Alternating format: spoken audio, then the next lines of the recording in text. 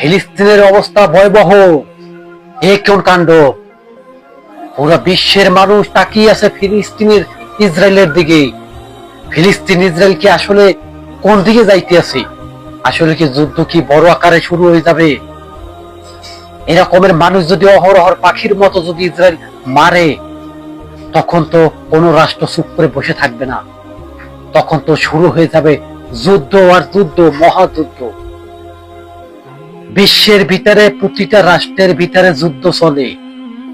কোন রাষ্ট্রে রাজনীতি যুদ্ধ চলে, কোন রাষ্ট্রে সরাসরি মানব ইতিহাসের চূড়ান্ত যুদ্ধ চলে। আসলে তৃতীয় বিশ্বযুদ্ধ একবারে নবী সাল্লাল্লাহু আলাইহি ওয়াসাল্লাম আঙ্গুল দিয়ে দেখে গেছিল, সেই তৃতীয় বিশ্বযুদ্ধ কি শুরু হতে চলেছে। বিশ্ব কোন দিকে যাইতে আছে? ইসরায়েল আবার ইরানের উপরে হামলা করবে, এরকমের বর্তমানে যে পরিস্থিতি, আবার কিন্তু যুদ্ধ যে কোনো মুহূর্তে শুরু হয়ে যেতে পারে।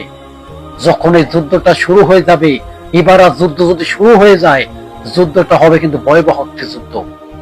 নবী সাল্লাল্লাহু আলাইহি ওয়াসাল্লাম যে তৃতীয় বিশ্বযুদ্ধের কথা বলছিল, যখন আমরা আরবের ভিতরে যুদ্ধের কথা শুনি, তখন মনে হয় জানি তৃতীয় বিশ্বযুদ্ধ শুরু হয়ে গেছে।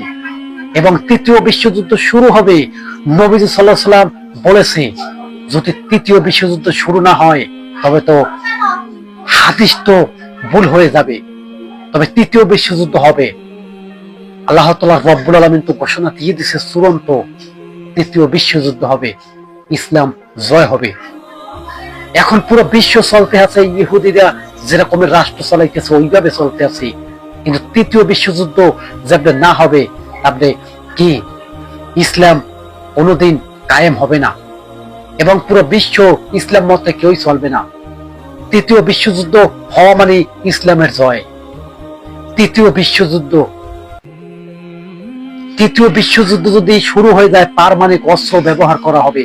যে পারমাণবিক অস্ত্র 200, 400, 500 অনেক রাষ্ট্রের ভিতরে মজুত করে রেখেছে।